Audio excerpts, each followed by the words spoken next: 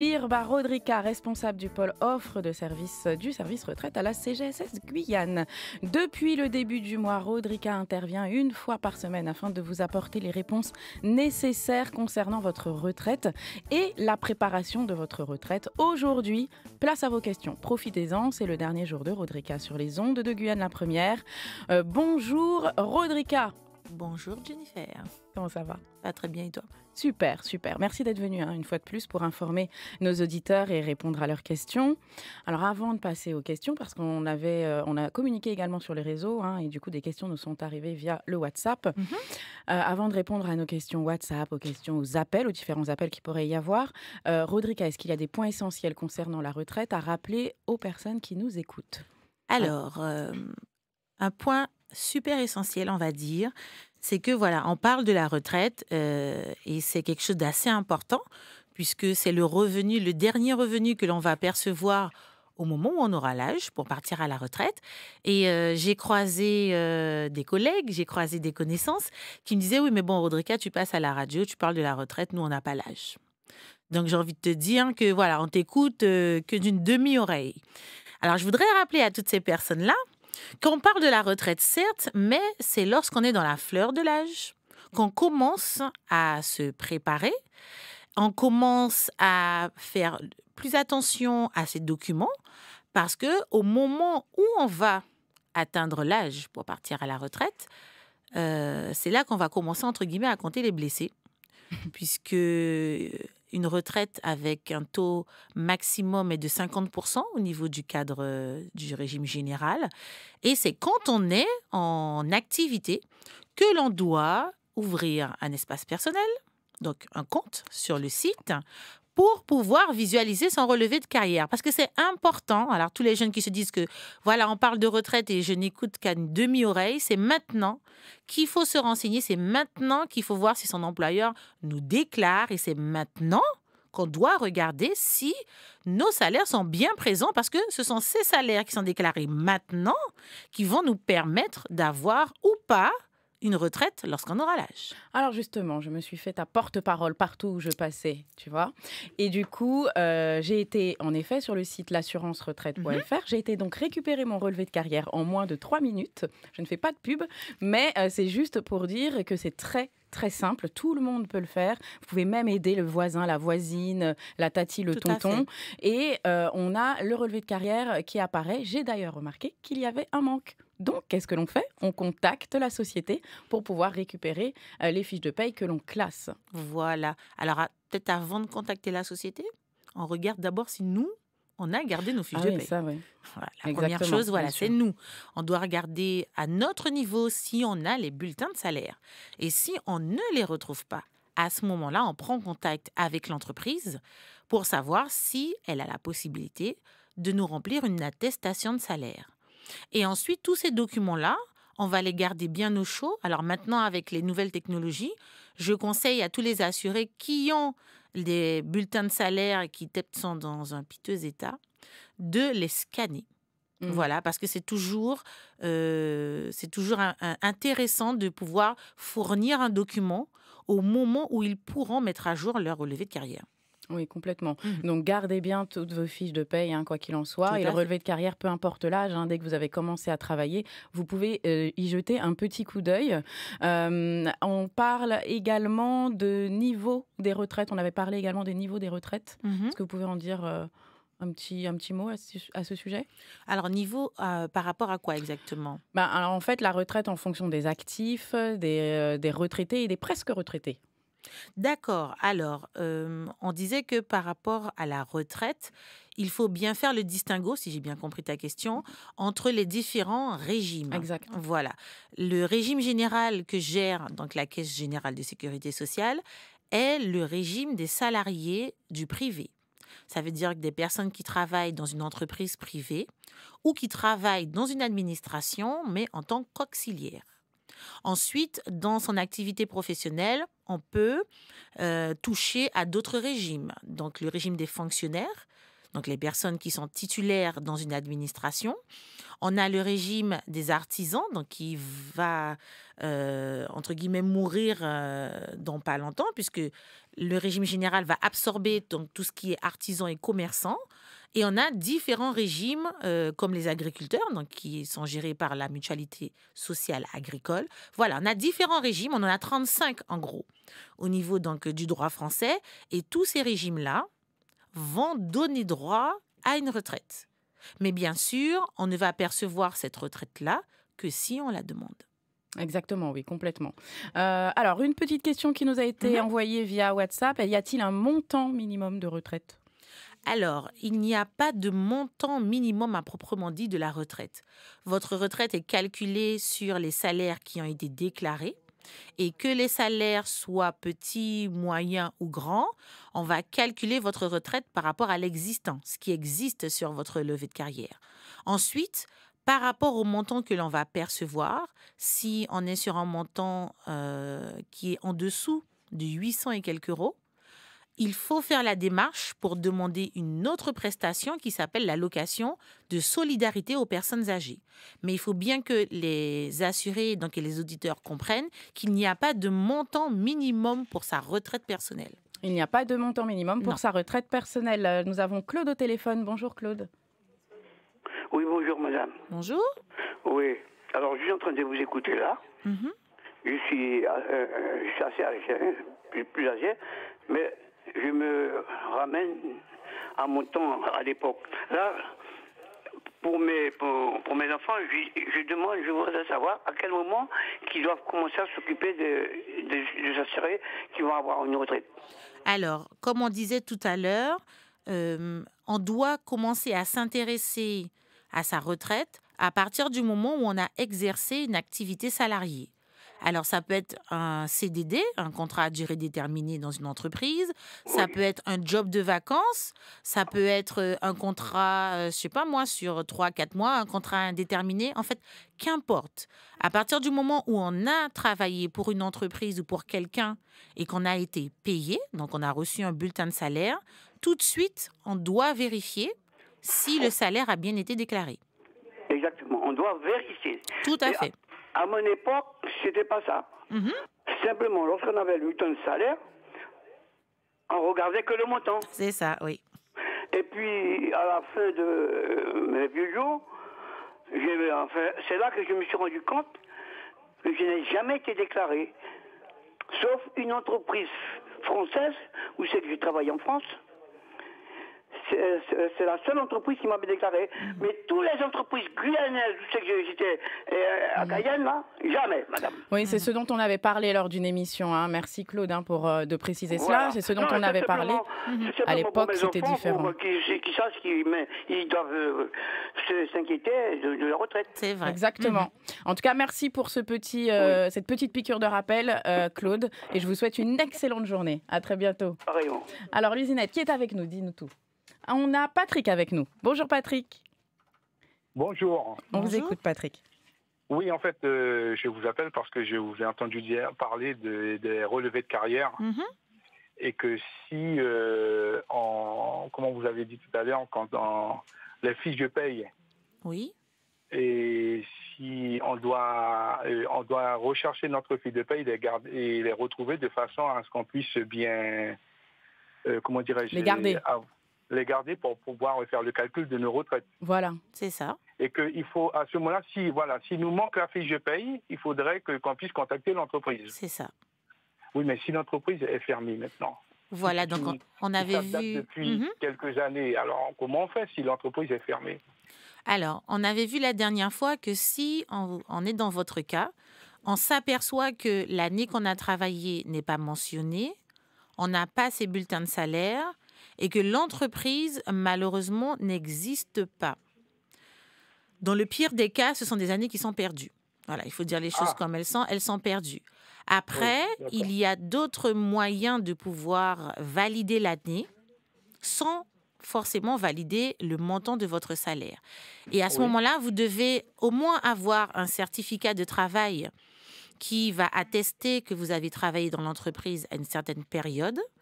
Et il faut que vous puissiez retrouver 2 anciens collègues, donc on appelle des témoins, qui d'accord. eux-mêmes ont travaillé en même temps que vous dans la même entreprise et qui, eux, ont leur relevé de carrière à jour. Et ces personnes-là, vont attester que vous étiez bien présent au même moment qu'elles et on va valider votre année par rapport aux documents que vous allez fournir. Si ils sont vivants. Ah oui, alors il y a toujours plein de si, c'est vrai. C'est ça. Bon, en tout cas, merci Patrick pour cette question parce que c'est important de connaître également la réponse à ce sujet. En effet, si l'entreprise est fermée, s'il n'y a pas de témoins, malheureusement, ce sont des années perdues. Je vous souhaite une excellente journée, Patrick. Merci pour votre appel. Nous avons JB avec nous également. Bonjour JB. Oui, bonjour. Bonjour. Je voulais poser une question à cette dame. Elle a travaillé à la Sécurité sociale, cette dame? Elle s'appelle Rodrika. Rodrika travaille à la CGSS, oui. Bon, alors, ma question, comment ça se fait que quand on part à la retraite, on ne perçoit pas les 40% de vie chère? Et les agents de la Sécurité sociale, quand ils sont à la retraite, ils perçoivent les 40% de vie chère. Alors, comment ça se fait? Moi, j'ai travaillé J'étais fonctionnaire et je suis à la retraite, je ne perçois pas les 40% de vie chère. Et travailler 45 ans et on me donne 205 € de retraite par la Sécurité sociale. Et j'ai cotisé pendant 45 ans. Là, je ne trouve pas ça normal. Merci JB pour la question. Je laisse Rodrika vous répondre. Alors, je vais répondre, monsieur, par rapport à ce que vous avez tenu comme propos. Vous avez dit que les agents de la Sécurité sociale perçoivent les 40% sur leur retraite. Alors, ce n'est pas vrai. Les 40% de vie chère sont appliqués sur des salaires quand on travaille dans quelque entreprise que ce soit. D'accord ? Ça, c'est des modalités, des conditions au niveau du salaire dans une entreprise. Ensuite, pour la retraite, monsieur, la retraite, j'ai envie de vous dire que tout le monde est logé à la même enseigne. Il n'y a pas de 40% de vie chère qui est versé sur les retraites du régime général. Les montants des retraites sont le résultat des montants de vos salaires que vous avez eus tout au long de votre carrière.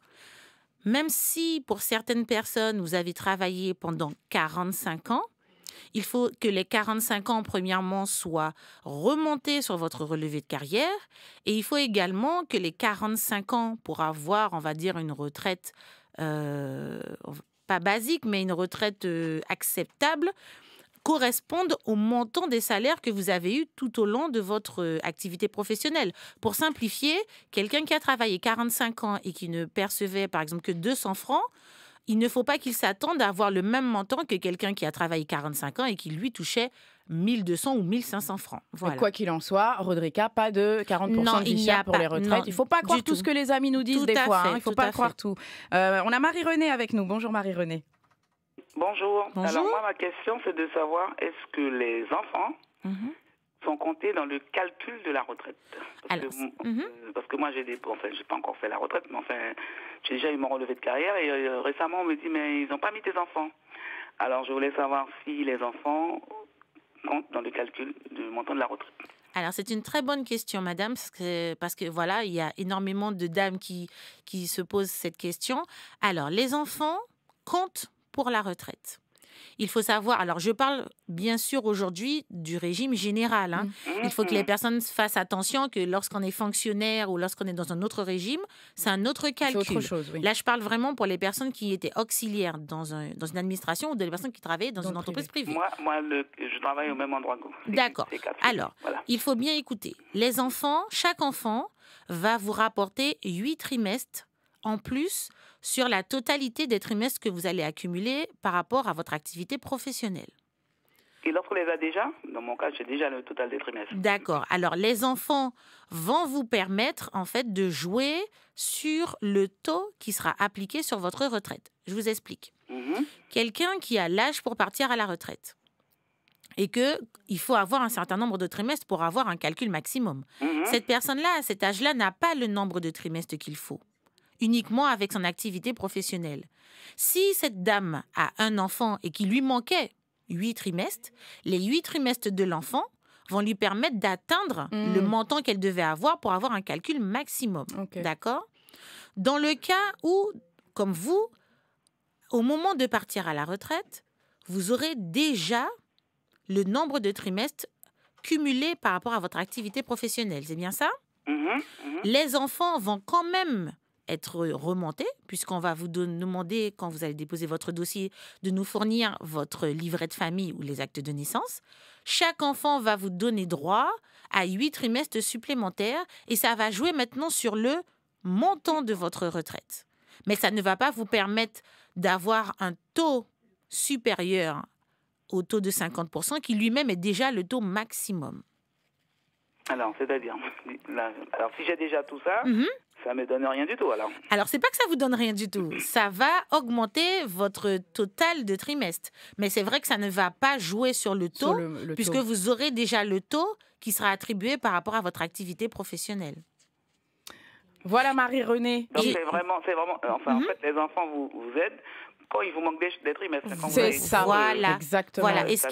Voilà. Et ce qui est important aussi, c'est que quelqu'un qui n'a pas assez de trimestres, par exemple, par rapport à son activité professionnelle, mais qui a eu 3, 4, 5 enfants, il faut dire à ces dames-là que si elles anticipent, donc elles rentrent les 8 trimestres par enfant sur leur carrière, les trimestres des enfants ne vont pas leur permettre de partir plus tôt.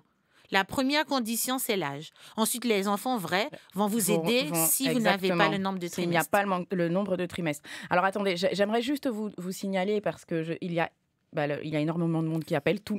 La ligne est complète, tout est complet. Donc, on va faire le maximum, je vous le promets, pour répondre à toutes vos questions. On va juste partir en musique quelques instants et on vient vous reprendre sans problème. Si vous pouvez patienter, n'hésitez pas. Nous allons répondre à vos questions. On revient tout de suite. Service après-vente avec Jennifer Baratini sur Guyane la Première.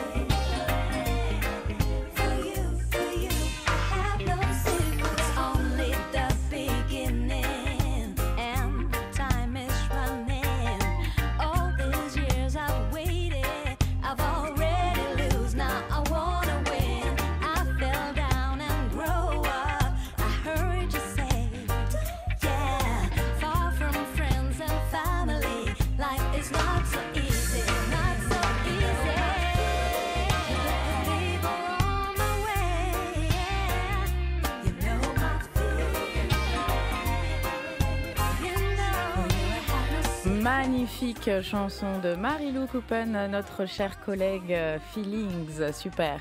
Merci beaucoup Marie-Lou. Service après-vente avec Jennifer Baratini sur Guyane la Première. Vous êtes de retour dans votre émission Service après-vente. Ce matin, nous sommes avec Madame Birba Rodrika, responsable du pôle offre de service du service retraite à la CGSS Guyane. Nous faisons le maximum pour répondre à toutes vos questions. Alors, nous n'allons faire que ça jusqu'à ce que je rende l'antenne. Alors, nous continuons avec D'Ordeville. Bonjour D'Ordeville. Allô, bonjour. D'Ordeville qui est avec nous.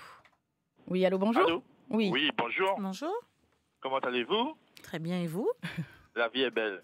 On essaye d'être bref pour laisser la place aux personnes qui attendent juste derrière. C'est gentil, D'Ordeville, c'est gentil. Il n'y a pas de souci. Alors, j'ai entendu dire par les infos que quelqu'un qui est hors CE et qui viennent et ils peuvent percevoir une certaine retraite, une retraite minima. Oui ou non? Quelqu'un qui quoi? Quelqu'un qui n'a pas tellement cotisé, qui n'a pas cotisé dans notre système, qui est venu avec le système européen, touche quelque chose comme une retraite ici. Alors, Rodrika, qu'est-ce qu'on peut répondre à D'Ordeville? Merci D'Ordeville pour la question. Donc, attendez, parce qu'il y a une question qui suit. D'accord. Je veux être sûr avant de vous poser ma question. Ah, d'accord, on y va, on écoute. Alors, il faut savoir que des personnes qui n'ont jamais cotisé dans le système français, dans le système européen pour leur retraite, ont droit à une prestation qu'on appelle le SASPA, mais c'est une prestation qui n'est pas versée par la Caisse générale de sécurité sociale. C'est une prestation que ces personnes-là vont faire au niveau de la Caisse des dépôts et consignations, donc ce qu'on appelle la CDC, et qui est basée en métropole. D'accord, parce que moi, mon souci, c'est que j'ai perdu, suite à une inondation, j'ai perdu certaines fiches de paye. J'ai des collègues qui sont morts et la société a disparu. Donc, ça fait beaucoup. D'accord, mais est-ce que vous avez... J'ai commencé à 16 ans. Est-ce que vous avez déjà vérifié sur le relevé de carrière que ces années-là ne sont pas là? Non, je n'ai pas vérifié. C'est la première chose. Il faut faire ça. Voilà, c'est la première chose à faire. Allez sur le site. Donc, je vais sur le site. L'assurance-retraite.fr sans apostrophe. Vous prenez votre carte vitale, vous avez une adresse mail valide et vous choisissez un mot de passe et c'est parti. Vous allez pouvoir récupérer votre relevé de carrière. Donc, la vie n'est pas belle alors? Super belle, c'est ce qu'on disait. Allez, bonne journée. À bientôt, au revoir. Nous avons Marianne avec nous. Bonjour Marianne. Bonjour. Bonjour. Voilà. Mon mari est... Comment vous dire ça? Mon mari a été fonctionnaire. Il a une bonne retraite. Et moi, je ne gagne pas beaucoup parce que je n'ai travaillé que 10 ans. Alors, ce que je voudrais savoir, c'est malgré la bonne retraite de mon mari, est-ce que je n'ai pas droit à autre chose? Alors, madame, il faut savoir que quand on parle de retraite, on parle bien de retraite personnelle. Chaque personne va toucher une retraite par rapport à son activité propre, qu'on soit marié ou pas, que son conjoint ait une bonne retraite ou pas. On va parler de votre cas personnel. Donc, il faut déjà savoir que le montant que vous percevez, c'est le montant que vous avez droit par rapport aux années que vous avez travaillé. Ensuite, il y a d'autres prestations qui vont permettre d'augmenter votre retraite, mais il faudrait donc venir à notre siège pour récupérer donc les formulaires et voir si vous avez droit ou pas à quelques compléments. Voilà, à quelques compléments. Parce que bien sûr, pour aller vite, lorsqu'on va analyser votre situation, on va prendre en compte les ressources par contre du ménage. Oui. Voilà. Merci beaucoup, Marianne, en tout cas. Vous avez une autre question? Où se trouve votre siège? Alors, on est situé au Forum Baduel. Donc, c'est le bâtiment qui est tout nouveau, vitré avec des bords rouges sur la route de Baduel. Elle est fière de son bâtiment. Voilà. Oui. Et voilà, c'est là que nous nous situons. Donc, vous avez la retraite et en même temps l'URSSAF qui sont présents dans ce bâtiment-là. D'accord. Merci beaucoup, Marianne. C'était une question très intéressante. Passez une bonne journée. Au revoir. Au revoir. Bonjour, Serge. Allô, Serge, vous nous entendez? Allô? Eh ben, Serge, comment ça? Vous m'entendez pas, Serge? Ah ben, Serge, je suis désolée. Allô, Serge? On n'entend pas Serge, désolée. On va prendre Françoise, du coup. Bonjour, Françoise. Allô? Oui, on vous écoute, Françoise. Si quelqu'un travaille chez moi et pour la fiche de paye, où que je peux trouver ça? Comment? Vous pouvez répéter la question, François, s'il vous plaît? Si quelqu'un travaille chez moi, pour la fiche de... Quand quelqu'un travaille chez vous, de lui donner... Vous voulez lui faire les fiches de paye, vous? Oui. Où que je peux trouver ça? Alors, la première chose, c'est est-ce que la personne qui travaille pour vous, vous l'avez déclarée à l'URSSAF? Oui, je l'ai déclarée. D'accord. Alors, normalement, après, ça dépend parce qu'au niveau de l'URSSAF, il y a également différents types de contrats. Oui. Et il faut vous rapprocher de l'URSSAF. Pour ça. Je ne sais pas où comprend la feuille, j'ai dit. Mais il faut venir à l'URSSAF, c'est ce que je vous disais, madame. Si vous avez fait... eux qui vont me dire où il faut trouver Voilà, ça. ils vont vous donner des informations concernant le type de contrat que vous avez avec la personne qui travaille chez vous. Oui, d'accord. Ils vont vous aider. C'est au même endroit. C'est le beau bâtiment vitré. D'accord, merci. À bientôt, Françoise. Merci, bonne journée. Bonne journée. On a Gustave avec nous. Bonjour, Gustave. Allô, bonjour. Oui, bonjour, madame. Oui, bonjour. Gustave, on vous écoute. Oui, je me prénomme Alain. C'est Alain, pardon. Excusez-moi, Alain. Je me suis trompé. Oui. Non, je l'appelle parce que, bon, j'ai un petit problème avec la sécurité sociale et je voulais savoir, puisque comme je peux exposer mon problème. Oui. Donc, comme j'ai fait mon service militaire en 1980, et à chaque fois, je signale à la sécurité sociale mon service militaire. Ils ne veulent pas le mettre sur mon truc de relevé de carrière. D'accord. En plus, on me demande une fiche de paye de 82 et de 84. Entre-temps, j'ai travaillé chez Renault. Alors, comment je peux avoir travaillé chez Renault en 81, ne pas travailler en 82, travailler en 83 et ne pas travailler en 84, puisqu'on me demande des fiches de paye de 82, 84. D'accord, alors je comprends, monsieur. C'est vrai que ça arrive. En tant que salarié, on se demande comment est-ce que ça peut se faire si on a travaillé un certain nombre d'années et qu'il y a une année sur deux où les salaires ne remontent pas. Ça peut arriver, monsieur. Parce qu'en fait, les déclarations de salaire se font par les employeurs et peut-être par un moment d'inattention ou c'est peut-être quelqu'un d'autre qui a saisi vos informations.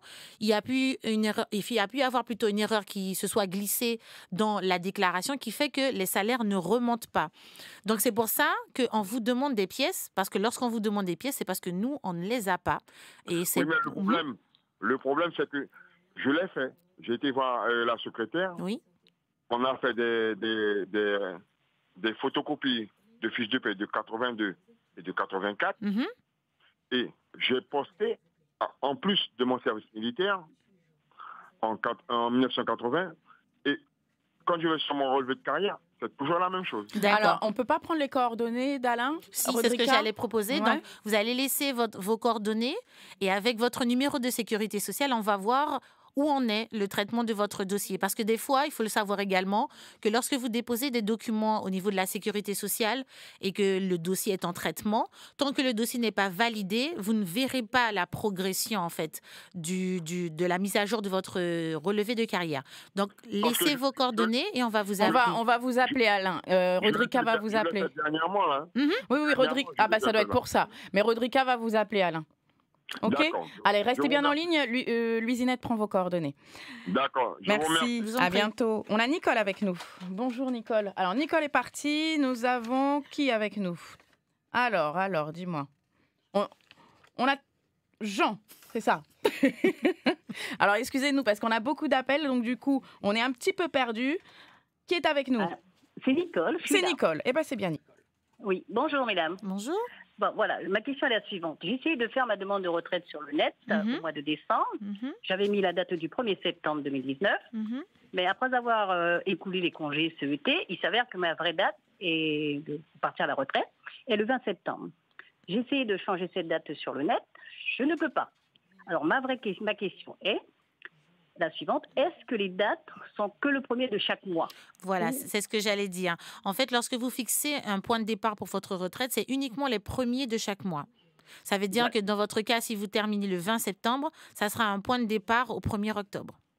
D'accord. Donc, lorsque je vais remplir parce que là, j'ai fait un mail sur le net en disant que ma vraie date était le 20, que je ne pouvais pas parce que j'ai reçu un sur le net me disant que je pouvais, à partir de ce mois-ci, enfin, depuis le 1er septembre, le 1er mars, faire ma demande parce qu'il faut 4 à 6 mois. Tout à fait. Et là, j'ai fait un mail disant que c'était le 20, donc pensant que j'aurais reçu un document me disant que je puisse remplir ma demande. Et là, je ne l'ai pas.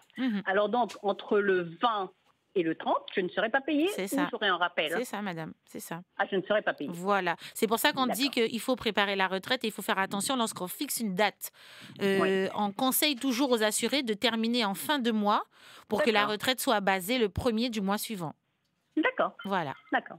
Ben, je vous remercie. Je vous en prie. Merci beaucoup. Merci Nicole. Passez une excellente journée. Nous avons Wilfried avec nous. Alors, juste avant de parler à Wilfried, alors, on sait qu'il y a beaucoup d'appels, mais il ne faut pas s'énerver. Il ne faut pas s'énerver contre Luisinette. Serge, on a essayé de vous parler, mais vous ne nous entendiez pas. Il ne faut pas s'énerver, Serge. Vraiment, vraiment. Et puis, Alain, vous n'êtes pas resté en ligne. Du coup, Luisinette n'a pas pu prendre vos coordonnées. Donc, voilà, on essaie de faire les choses comme on peut. On essaie de faire en sorte que tout le monde puisse avoir un mini-entretien avec Rodrika et soit satisfait. On a Wilfried avec nous. Bonjour, Wilfried. Ah oui, bonjour. Bonjour. Je souhaite poser quelques questions. Allez-y, monsieur. Par exemple, moi, j'ai eu une carrière en tant que salarié. Et il y a 20 ans de cela, je me suis mis à mon compte. Je voudrais savoir comment vous allez procéder pour le calcul de la retraite. D'accord. Donc, comme on disait, et je vais le répéter, la première chose à faire pour tout assurer, c'est de vérifier son relevé de carrière. Vous devez voir si c'est bien dessus. Là, je l'ai reçu il y a 4-5 ans. Parce que le relevant de RSI, anciennement RSI, je voudrais savoir, est-ce que ce sera le même mode de calcul? Est-ce que vous allez tenir compte des 15 meilleures années d'exercice? Ou bien c'est comme le régime général pour les autres, pour les salariés? Alors, par rapport au RSI, il y avait un calcul qui était différent il y a quelques années de ça. Le RSI tend à se transformer et à intégrer le régime général. Donc, lorsque vous ferez votre demande, excusez-moi, au niveau du régime général, toutes vos années en tant que RSI seront inclus dans le calcul de la retraite.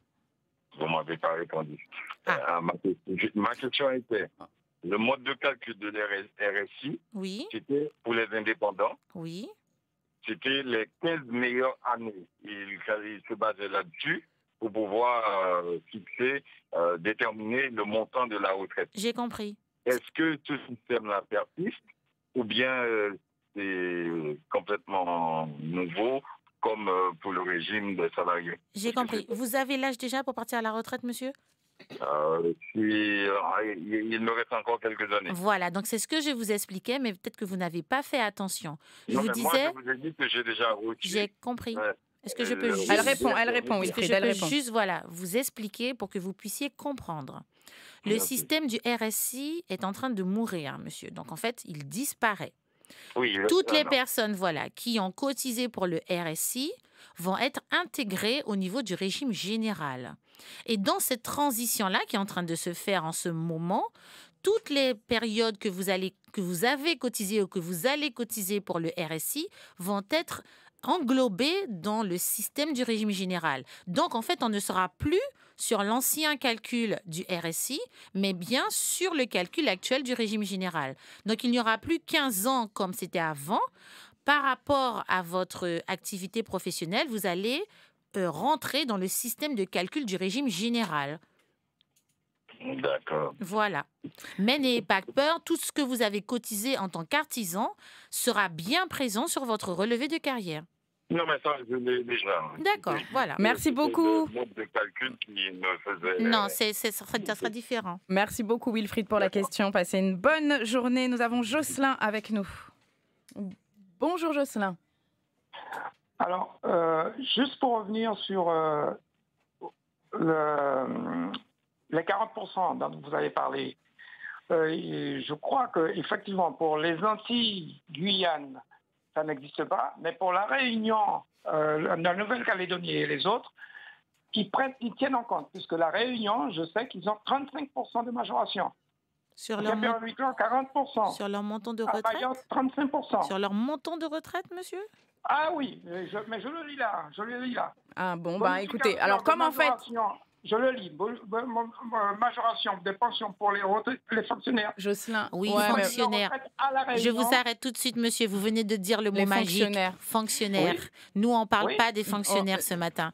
On parle pas des... le monsieur a parlé tout à l'heure des fonctionnaires. Vous avez répondu que ça n'existait pas. Non, du tout. Non, Jocelyn. C'est nous, de toute façon, depuis le début de l'émission, Rodrika, on a commencé l'émission en disant qu'elle ne s'occupe pas des fonctionnaires. C'est un régime spécial qui est géré par... Oui. Mais alors, ce que je voudrais rajouter, alors peut-être que quand le monsieur de tout à l'heure a parlé d'un agent de sécurité sociale, alors je vais mettre aujourd'hui je vais lever un voile, on va dire, sur les agents de sécurité sociale. Beaucoup de personnes pensent que les agents de sécurité sociale sont fonctionnaires. Aujourd'hui, je vais casser ça. Terminer le mythe. Voilà. Les agents de sécurité sociale sont des salariés du régime privé qui gèrent un État, qui gère plutôt une structure législative. Donc, en fait, nous ne sommes pas fonctionnaires. Donc, pour aujourd'hui, pour ceux qui ne le savaient pas, les agents de la sécurité sociale ne sont pas des fonctionnaires. Ça, c'est dit. Voilà. Merci, Jocelyn, en tout cas, pour la petite précision. Je suis d'accord avec vous. Je ne savais pas pour la sécurité sociale. Voilà, merci. N'empêche qu'effectivement, beaucoup de gens pensent qu'on touche les 40%. On ne touche pas les 40% aux Antilles-Guyane, mais effectivement, à La Réunion, en Nouvelle-Calédonie, à Mayotte, ils ont cette majoration. Pour les fonctionnaires. Ah oui. Voilà. Merci beaucoup, Jocelyn, pour cette petite précision. Alors, on va prendre un dernier appel parce que malheureusement, je ne peux pas tout prendre et nous devons rendre l'antenne dans quelques minutes. Raymond, Téna, non, c'est Jean qui est avec nous. Ouh là là, beaucoup d'appels. Beaucoup d'appels, Jean. Hein. Ah ouais. Bon, alors, j'étais patient quand même. Hein. Une minute, Jean, une minute. Oui. Alors voilà, j'ai deux petites questions qui ne sont pas très longues. Alors la première question, c'est que depuis que je suis parti à la retraite, je n'ai jamais reçu de compte. Ça me fera bien 1 an et demi, jamais de décompte, le montant global de ce que je gagne. D'ailleurs, je sais combien je gagne. Et puis, compte tenu des retenues sur le revenu de compte Macron, et tout ce que je suis, je n'ai jamais reçu de décompte pour savoir. Si demain, je vais quelque part, on me demande une fiche de paie, je suis incapable de le fournir pour un prêt ou bien quelque chose. Alors, je vais faire aussi vite que vous, monsieur. C'est normal que vous n'avez rien reçu parce qu'on n'en voit plus rien. Maintenant, on prône dans tous les secteurs de l'administration la dématérialisation. Attendez, monsieur. Donc, vous devez la demander. Vous devez demander l'attestation pour qu'on puisse vous la donner. Je vous freine parce que moi, il faut se faire soit sa part, pas plus qu'elle a reçu. Je dis, mais c'est pas possible, comment tu reçois moi? Qu'est-ce que je suis là? Elle reçoit votre déclaration, elle reçoit la déclaration fiscale. Elle reçoit le montant de tous des comptes de retraite, tout, qui est bien décortiqué, le retenu de comment dirais-je... De la Caisse générale de sécurité sociale, monsieur? Il ne faut pas se tromper. Attendez. Non. Elle a reçu effectivement hier, sa fiche, le montant de compte de tout ce qu'elle gagne, le retenu sur salaire, et effectivement, etc. Retenu, enfin bref. Jean, attendez, Jean, ça a l'air... Jean, attendez, je vous explique quelque chose parce que je veux pas non plus que vous couriez. Vous êtes en train de courir avec, avec les mots. Il faut pas courir, Jean. Restez bien en ligne. Je vais faire Rodrika vous parler hors antenne parce qu'il faut pas stresser. D'accord. Il y a une dernière question, mais celle-là, elle est Jean, on fait tout hors antenne. Le montant de la retraite, est fixé à vie? Oui, Jean, monsieur, c'est touché à vie le montant de la retraite. C'est touché à vie, Jean. Et Jean, elle va... Ça ne bouge pas? Non, ça ne bouge pas? C'est censé évoluer chaque année, monsieur, mais c'est à vie. Bon. Jean, restez en ligne. Rodrika va vous parler hors antenne, Jean. Il n'y a pas de problème. Il ne faut pas courir avec la parole. En tout cas, merci beaucoup, Rodrika. Désolée parce qu'on n'a pas pu répondre à tout le monde. Il nous aurait fallu vraiment beaucoup plus de temps. J'espère qu'un jour, on pourra réitérer cette occasion. Voilà, cette expérience parce que vraiment, le service après-vente est là pour nos auditeurs. Nous sommes arrivés à la fin de votre émission, chers auditeurs. Un grand merci à vous, Rodrika. Je le répète, Madame Birba Rodrika est responsable du pôle offre de services du service retraite à la CGSS Guyane. Encore un grand merci à toi, Rodrika, d'avoir été au plus proche de nos auditeurs et d'avoir répondu avec beaucoup de professionnalisme à chacune de leurs questions.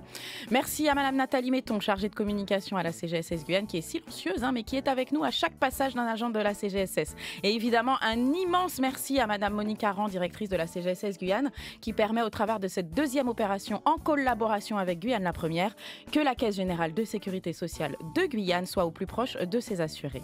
On continue le remerciement. Merci à Georges qui nous a accompagnés à la technique aujourd'hui. Merci à Louisinette qui a souffert aujourd'hui. Elle fait un beau travail. Et le meilleur pour la fin, un très grand et très sincère merci à vous tous, chers fidèles de Guyane la Première. Demain, place au Pôle emploi. C'est la semaine de l'industrie au Pôle emploi. Soyez au rendez-vous. Si vous voulez en savoir davantage, allez rester bien sur la Première. Tout de suite, c'est votre rubrique OPR